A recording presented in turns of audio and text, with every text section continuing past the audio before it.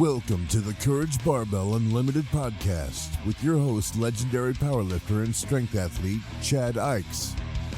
For most, the journey of strength starts in the gym, but should inevitably expand through all aspects of life.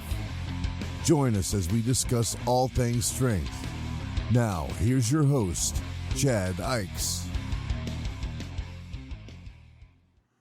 Hey guys, we're back for another episode. And today I want to kind of revisit the last episode about discipline, and mostly one of the comments that I got I thought was a good comment, and I should actually do a part 2 on discipline. I wanted to start though with doing a podcast is kind of an interesting thing to do. I do it because I want to help people succeed, because I want to be a positive part of the world. I want to be a positive part of powerlifting. I want to give back to a sport that gave me so much and is still part of my life and will always be part of my life. Not even the sport, but just lifting and fitness and health and strength and all of it in general. That being said, it's very difficult at times to get on here and record knowing that you have to communicate properly and you're communicating to so many different people. How do you know that your point is always going to get across, and how can you be a better communicator? And for me, this podcasting venture is just like anything else. It was just like strength training. I'm just going to jump in and start and hopefully improve and learn and get better as I go. And this is what I did. I just went, hey, let's start a podcast. I can only listen to myself so much, but I try to review every podcast I do, and I try to become better at it. I'm looking for ways to speak better. I'm looking for ways to communicate better. I'm looking for ways to get my point across better. And I also have, there's the podcast with the guest, which is trying to pull their personality out,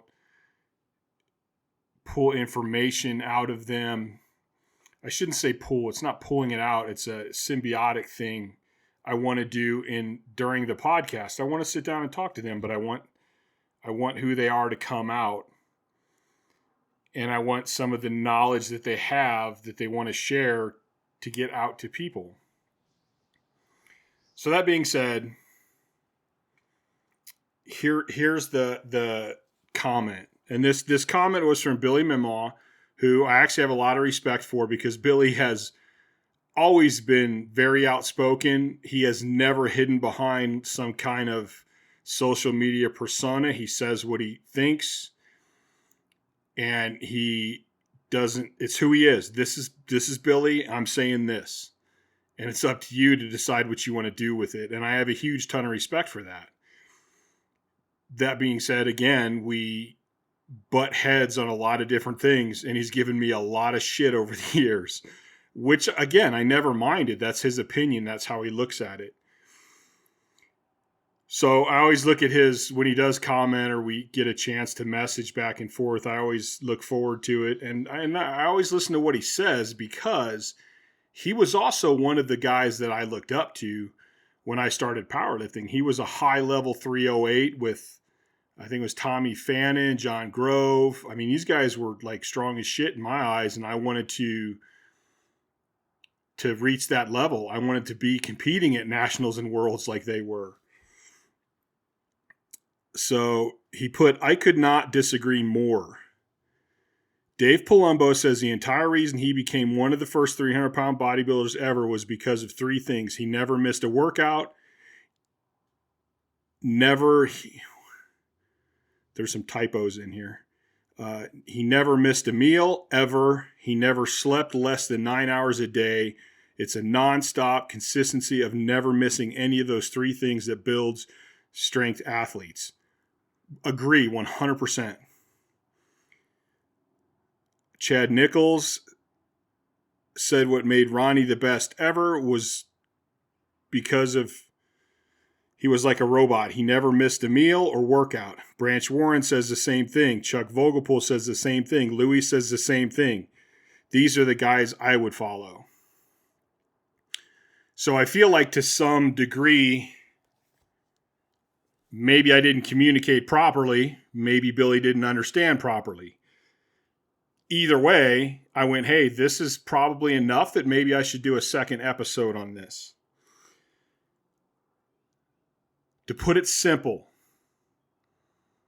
the more often you can train, the faster you can get stronger. If you're getting enough recovery, if you have the genetics to recover enough. So as far as I'm concerned, everybody should train as much as they can as long as they're making progress. Sticking to a program where you're not getting enough recovery and you're not making progress doesn't make sense to me when you're doing it just for the fact that, hey, these guys said consistency, so I got to be consistent. Well, what are you being consistent with? Are you getting your calories? Are you getting your 9 hours of sleep? Well, then don't try to train consistently if you're consistently and a lot if you're not focusing on your recovery enough. When you break strength training and bodybuilding down to the simplest level,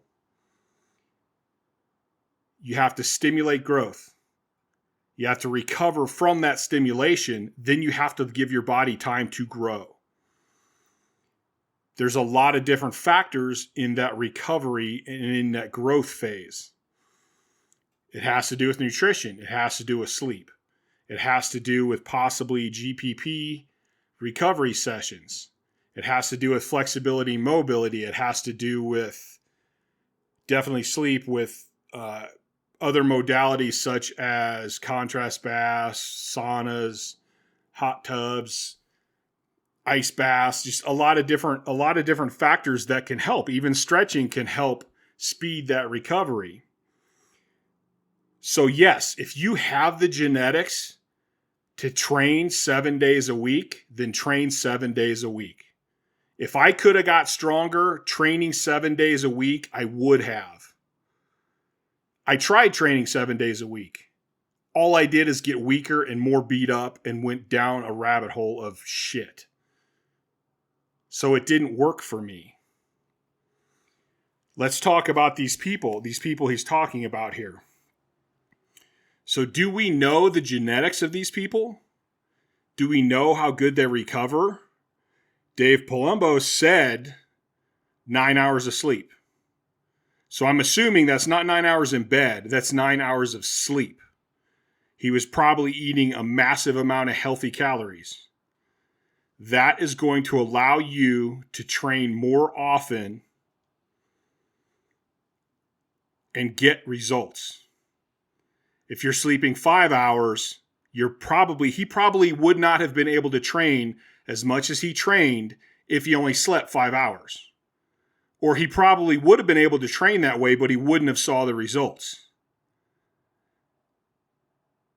I'm assuming, since all of these guys were top-notch guys, odds are they had good genetics. I've had the opportunity to talk to Chuck Vogelpohl multiple times. I think he's an awesome guy. I have huge respect for him. He's always treated me great. That's another guy I looked up to. I mean, if you want to see some of the most intense lifters in the world, I consider myself on that platform, but Chuck Vogelpohl is one of the most intense squatters to ever step on a platform, which I loved. That's awesome. I will not train like Chuck because I know I cannot recover like Chuck. Chuck has a great recovery. He's got a great mentality. He's got a strong mind. So he's able to make gains training that intense. Do you have any idea how many people I know that tried to keep up with Chuck that didn't make gains? In fact, I know guys that tried to train with Chuck, didn't get stronger, in fact got weaker or got hurt Once they backed off and stopped trying to match Chuck, they started getting stronger.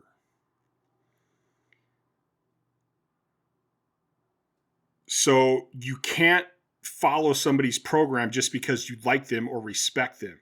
You need to find people that are dealing with the same stuff you're dealing with. There's so many different factors here. So the sleep factor, the family factor, the housing factor, the job factor. If you have 3 kids, you're probably not going to be able to train like somebody single.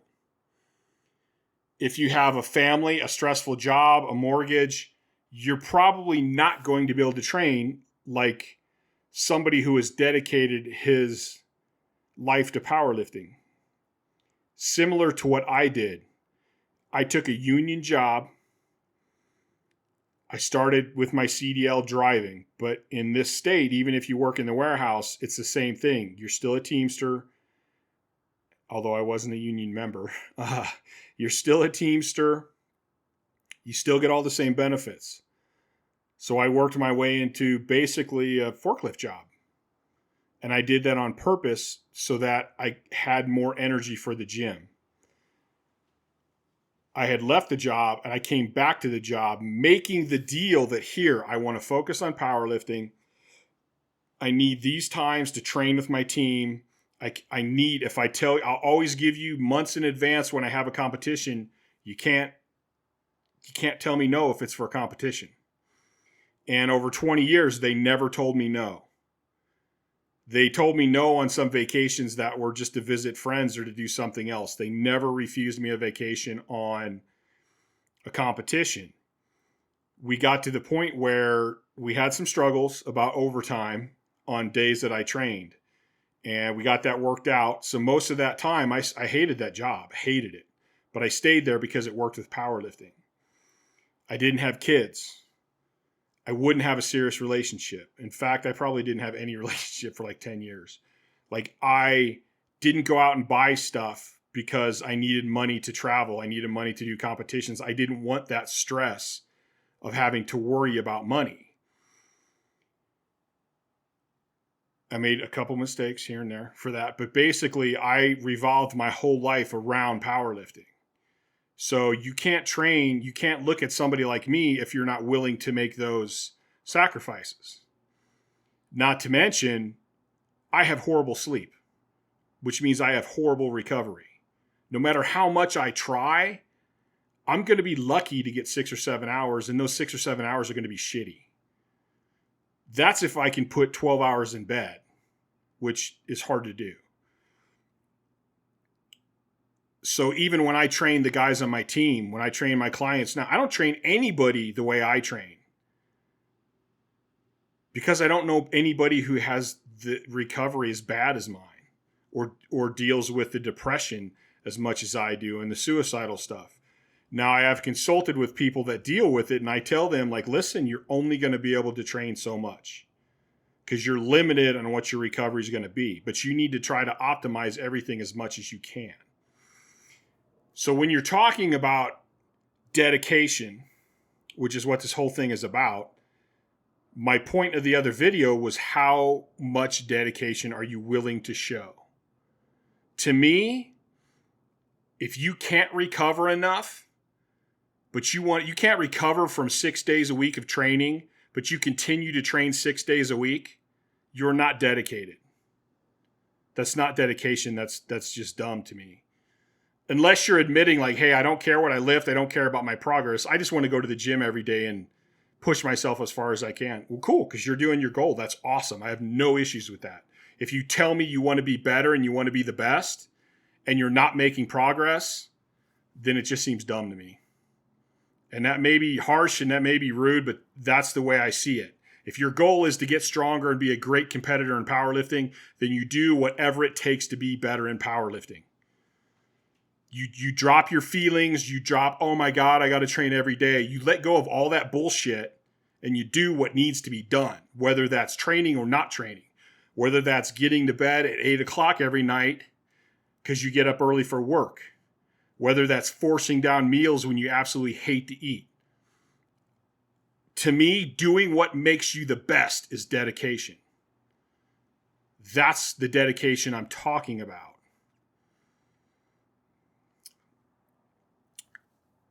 How much you train, to me, is relevant to a whole lot of different factors. If you want to train 7 days a week and you're going 80%, maybe you're never pushing past 80%, you probably can train 6 or 7 days a week. If you're pushing maxes, like true maxes, you're not going to be able to recover from that. So you're going to have to train less often with heavy sets. Like I hear a lot of people, my volume's up, I train every day. And I go, well, wait a minute, you train every day, but what does that mean? Like, what are your training sessions like? And they don't train hard. Like if you don't train hard, you can train all the time. Like if you're training everything with heavy reps and you're not really stressing your central nervous system, but you're eating good and sleeping good, you betcha you can probably train a lot. So it really all depends, like people, and it depends on how you say it too. For me, if you ask me how many days a week I train, I'm going to go 2. But in all reality, I try to train every day. Every day I try to do something to make myself stronger or better or healthier. So I train every day. Maybe that's riding 10 miles on my BMX bike. Maybe that's a GPP forearm session that I just did, which I'll post on Instagram. You know, maybe it's one of my 100 rep days where I set the timer for 25 minutes and I just pick exercises and do 100 reps and just keep switching. I do a lot of different stuff. There's some days where I go, man, I really want to train or I really want to go ride, but you know what? I'm beat up, man. I'm just sore. I'm exhausted. I'm tired. So then what I do is I go for a walk. Well, that's still training. The fact that I'm not training when I want to train is training to me. What are you doing to get stronger? It doesn't matter what you're doing in the gym. Because if you're doing something in the gym and it's not getting you stronger, then I don't give two shits.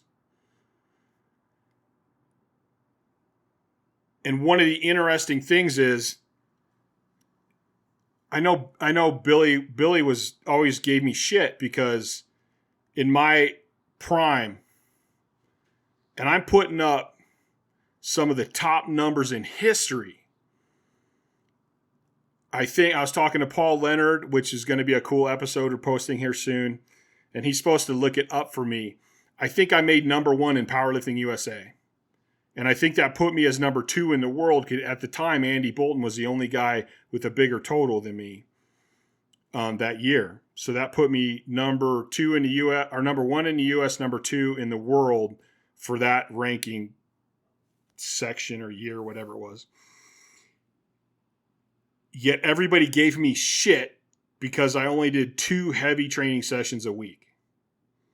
What I call heavy, intense sessions.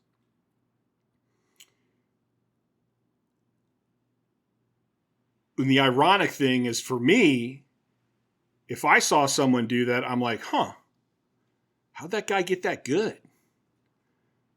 Like, so training that much, does that work? Does that help? Like I'm always fascinated. Like I figure if somebody got to the top, I don't make excuses for why they got there. I'm thinking, wait a minute, what are they doing that I'm missing? What can I learn from that person? That person didn't get to the top by accident. It's not just drugs. It's not just genetics. Like they're doing something. I've never met anyone that's a complete idiot about training that made it to the top. I know some guys that do programs that I go, geez, that makes no sense at all to me. But come to find out, they know how to read their bodies really well and they know how to push themselves when they do train. So then it's like, okay, it makes sense. They're stimulating growth in the only way that they, or I shouldn't say the only way, they stimulate growth in a way that they respond to, in a way that they like, in a way that's good for their mentality. And then they recover from it, grow stronger, then they go back and do it again.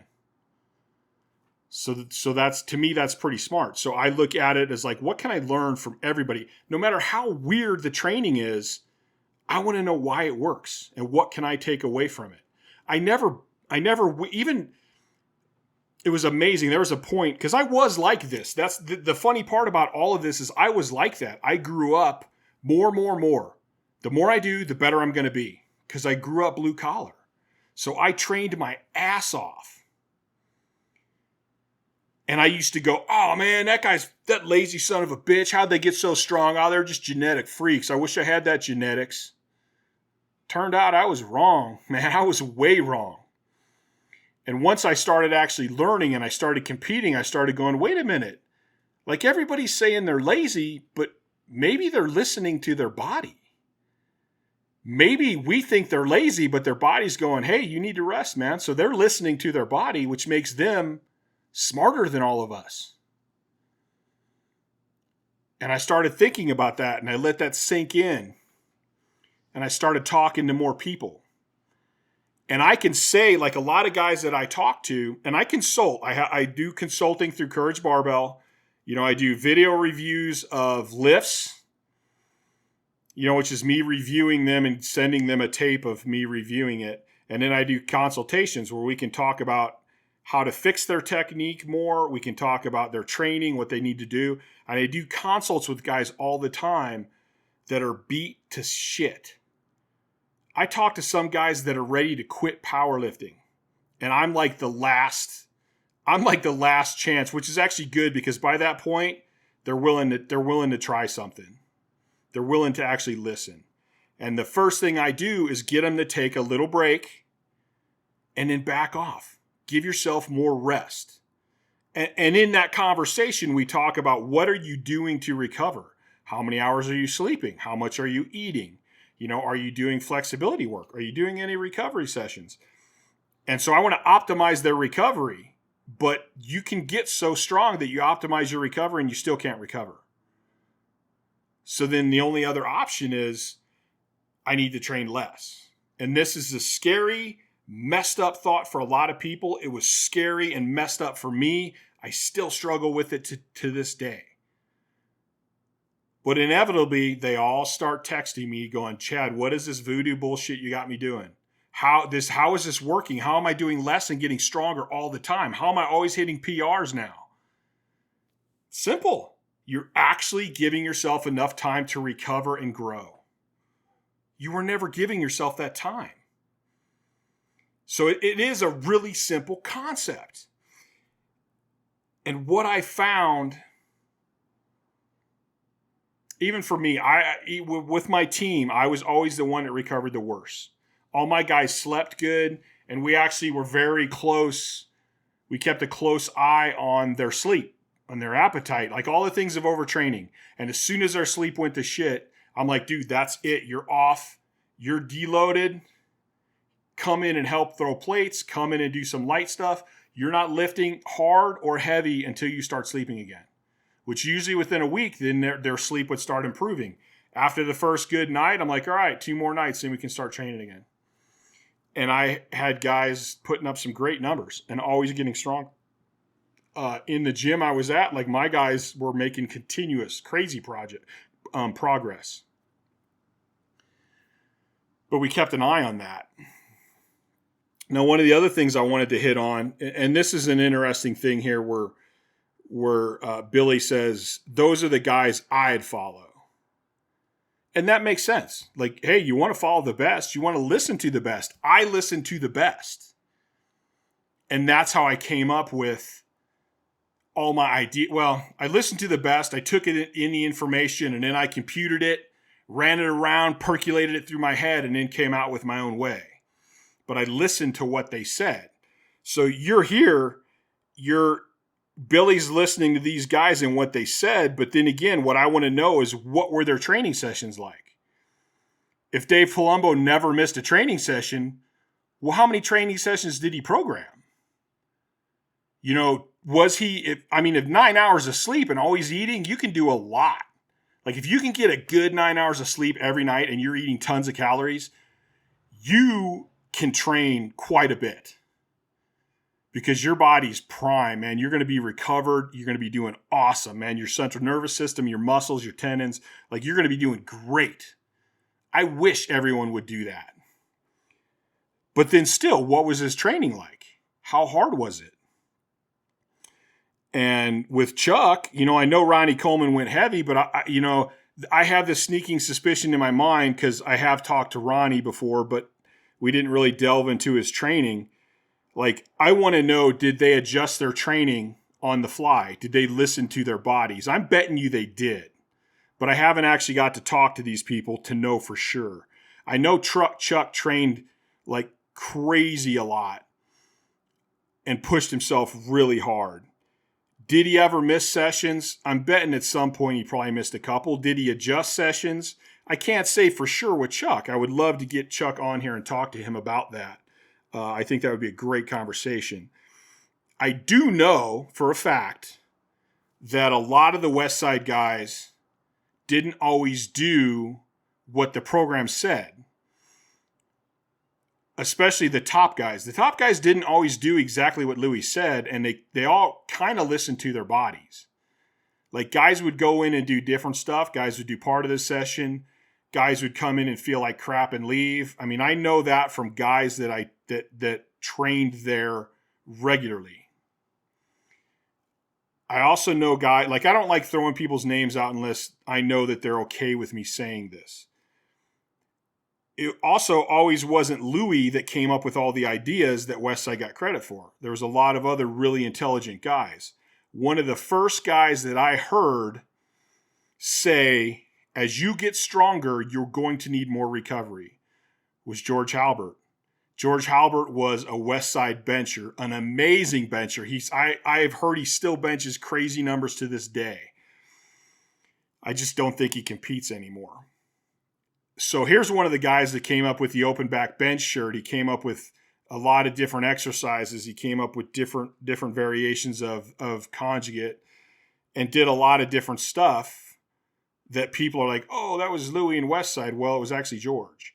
So George is one of the top benchers to ever come out of Westside. And even he says you're going to reach that point where you just can't keep up with recovery and you're going to have to do less. So now we got Chuck, who is do more, always never miss. And then you got George, who's one of the best bench pressers ever.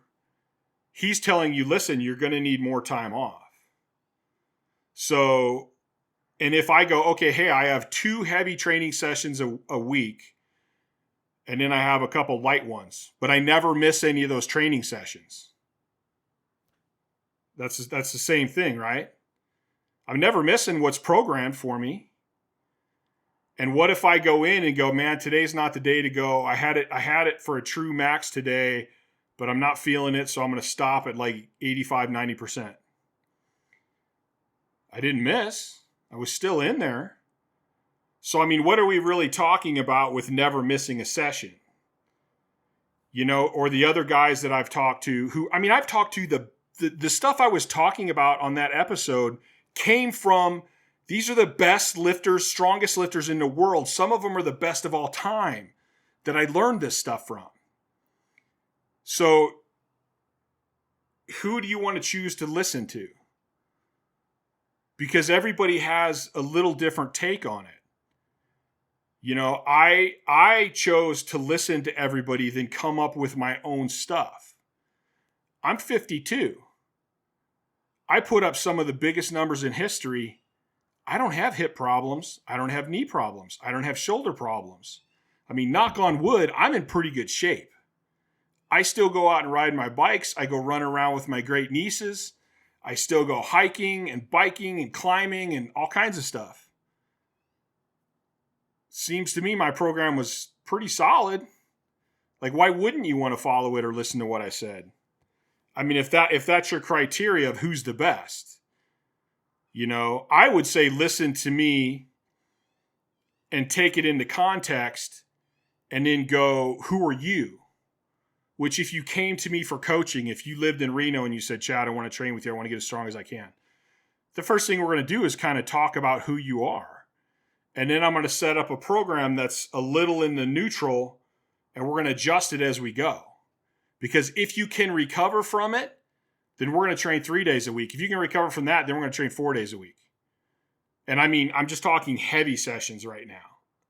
I mean, I expect people to train like every day. You can do something every day.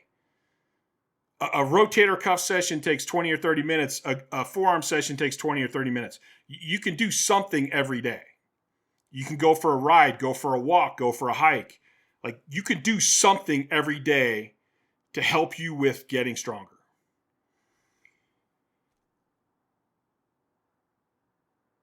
So with Billy's comment, I wanted to just try to explain this a little bit more. Because one of the things I stumbled with when I first started was I thought guys did these programs. Like, I thought you did that program, you don't miss. And if you miss, you make it up. But when I got to the higher level and I started getting better and I started talking to better athletes, I found out that's not the case. Most of the top guys I know don't have any problems adjusting their program on a day-to-day basis. If you talk to guys like Jim Wendler, Matt Wenning, a lot of these guys are like, no, you need to adjust based on the person and the day. Here's the program we want to hit, but we might need to change this. If you go in and you feel a twinge in your adductor and something's not right, even if you back off that day, what you're going to lose in gains is very minimal, if anything, because we don't get strong that fast. If you put 30 pounds on a bench in a year, that's actually really good if you do it consistently. So what's 30 over 12 months? That's 3 pounds a month. That's a pound a week. You're not going to lose that much by missing that one session. If you tear an adductor or you tear a pec or you tear a tricep, you're going to lose a lot of time. So is it worth pushing to that limit? I know every injury I've ever had, I can look back now and go, yep, should have paid attention to that. Should have paid attention to that twinge. But no, you're blue collar. You got to do what the program says. How far back did it set me? And in some cases, when I tore my tricep with the 900 opener, we were hitting my opener, that 900-pound bench, I tore my tricep so bad, I've had trouble locking out weight ever since then. Because I just ripped so much muscle away. Was it worth it? No, it wasn't worth it to me, not looking back. In competition, I'll take it. I'll take any injury in competition, because to me, that's where you go, no matter what. But we're talking about training.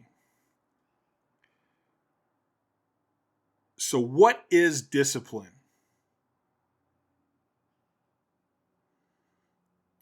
And I think you probably need to define that on a personal level.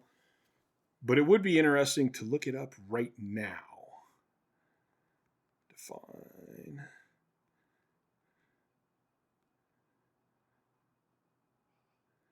And I can't type.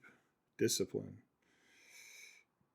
The practice of training people to obey rules or a code of behavior using punishment to correct obedience. That's great.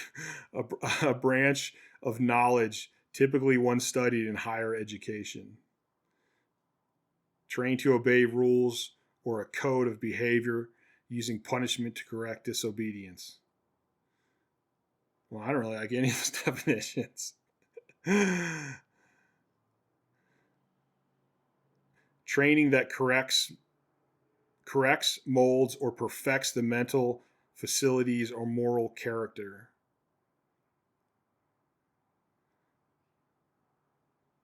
To train or develop by instruction and exercise, especially in self-control. So it's a little bit all over the map to me. To me, discipline is doing what I need to do to achieve my goal. And I think, like Ali says, discipline is doing what you don't want to do, but you need to do. That's discipline to me. One of the hardest things I ever did in powerlifting was not training as much. That was insanely difficult for me, harder than anything I ever did. not letting myself go to the gym 5 days a week and train as hard as I could. The bonus to that was it actually made me delve inside myself and figure out why I needed to do that, what kind of shit in my past and personality traits I had developed that didn't allow me to do that. But it was put in my face that either you want to be the best in the world or you just wanted to go to the gym to push yourself every day. But both of those don't go together. I wanted to see how good I could get. I wanted to be the best powerlifter I could possibly be. So that was my drive. And that to me went, hey, if you're so disciplined and you're so tough, why can't you do this? Going to the gym and training hard every day, it wasn't discipline. It wasn't hard. I loved doing it. I enjoyed it. Not allowing myself to do that was difficult. That was hard. That took discipline. And I can honestly say, most of the people when I'm talking to them, like if I'm doing a consult, I can go, okay, so you're stuck. You're not making any gains. You're starting to get more injuries. You're starting to feel worse. What have you tried? Well, I've tried doing more. I've tried picking it up. They've tried all these things to add more into what they're doing. Some of them have tried. I'm trying to eat more. I'm trying to sleep more. But I keep running into the same thing. I'm like, well, have you ever tried training less often? They go, no. Well, why not? Because I know it won't work. Okay, you know it won't work. How do you know it won't work? You've done it then. They're like, no, I've never done that. I've only tried to do more. Okay. Then you've tried doing more and more and more, and none of it has ever worked. What about trying less? Well, that won't work. And that's where I just kind of start shaking my head. The one thing that could work, you won't try because you've already preconceived that it won't work. And it honestly might not work if you're that convinced that it won't work. But odds are you're going to start feeling better and you're going to start doing a little better. And then you might wind up having some faith in me and then really listening to what I'm telling you. And I'm not even saying train less. I'm saying train less seriously intense, hard sessions. And then we'll fill in those other days with other stuff that you've been lacking anyway. Especially like some super heavyweight powerlifters are so horribly out of shape that they recover like crap. Well, if we take less days beating yourself up in the gym, that gives us more days to start working on getting in shape. We can go out and get you riding a bike. We can get you going on walks. We can get you hiking. We can get you doing sled work. We can get you doing sprint work, which is all going to get you in better shape, which is then going to allow you to recover a little better. And who knows, after a while, we might be able to bring you back in one more day of heavy training, as long as we can continue with all of that other stuff and fit it in. So I agree with Billy. If you have the right program and you're getting your 9 hours of sleep and you're getting all your calories and macros in, and you're doing your contrast baths or your stretching or your mobility, you're doing your GPP, your recovery, that's awesome, man. If you got the program set up right, don't ever miss. But if it's not set up right, you're going to have to make adjustments. And when I'm talking about setting it up right, I'm also talking about people who have, the people he listed were so dedicated, they had the rest of their lives pretty locked in as well. Or they were super, super good at handling stress. Like most people who powerlift, well, I don't know anybody that powerlifts that makes a living actually powerlifting. So they have regular lives and they have regular jobs. So if your son is sick and you're up all night with him, you didn't get your sleep. You need to adjust for that. If you have a presentation at work or you have some major thing, your boss is on your ass, your stress is up all day long. You're in sympathetic instead of parasympathetic, you're in fight or flight all day long, your body's not going to recover like it could. You need to adjust for that. If you're fighting with your wife, you need to adjust for that. Everything affects training. You cannot go, this is the gym, this is the rest of my life. They're tied together and linked together, and you cannot separate that. You can, however, learn to control your emotions, learn to control your stress, which is going to help with leveling everything out to make your training more consistent. But then again, that's also something you need to spend time training. You need to train your mind. And this goes back to some Stoic principles, but you can do that. And again, that's the discipline. Have the discipline to not let that stress overcome you. Have the discipline. I used to do this when I was training, when I was at the highest levels. Things would happen and I would go, listen, I can't stress over this. It's going to affect my body in a negative way. I have enough trouble recovering. Whatever it is, it'll get worked out. I'm not going to get upset about it. I'm not going to stress about it. Namaste. Like, that's something you can train and do, and it's going to help your training. So in some instances, I agree with Billy. If you can do that, if you can recover from that. Now, the question for Billy, I would ask, did you do the best you possibly could do? Did you ever try doing a little bit less and see what happened? Did you ever give yourself more time to recover and see what happened? Like, I can say that I did. I've trained just about every possible way out there. I even trained less. I tried to go how far. I did this after my competing, but I've tried to go, how little can I train and still make gains? And I've trained to the point where, no, I'm undertrained. Like, this is too much time off. Like, I need to train more than this. Because I wanted to see. I can't know until I actually do it. And again, I'm a different case. Like, unless you have narcolepsy, unless you get almost no deep sleep, you're probably going to be able to train more than me. Even if you're getting 6 hours a night, your 6 hours is probably way better than my 6 hours.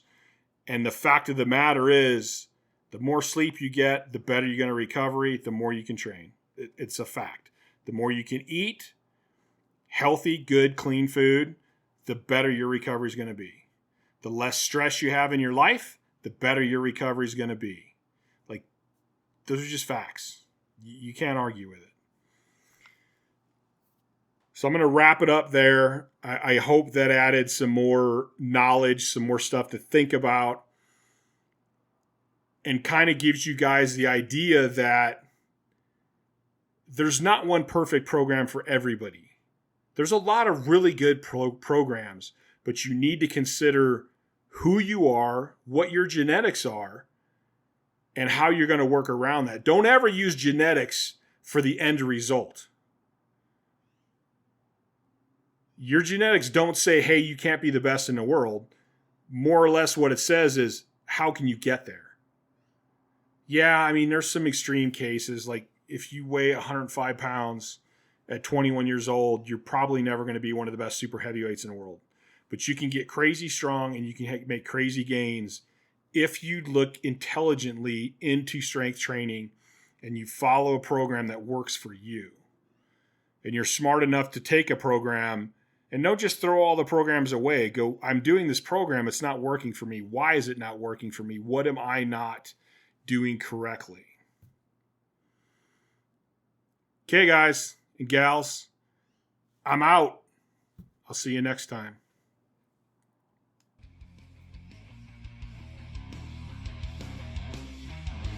Thanks for listening to the Courage Barbell Unlimited podcast.